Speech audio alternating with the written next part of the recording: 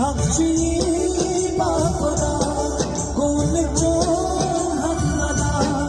गुलगली चुस्कना बनी होई इसकना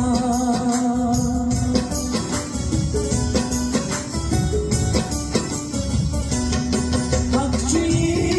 बापरा कोण चोर हमला गुलगली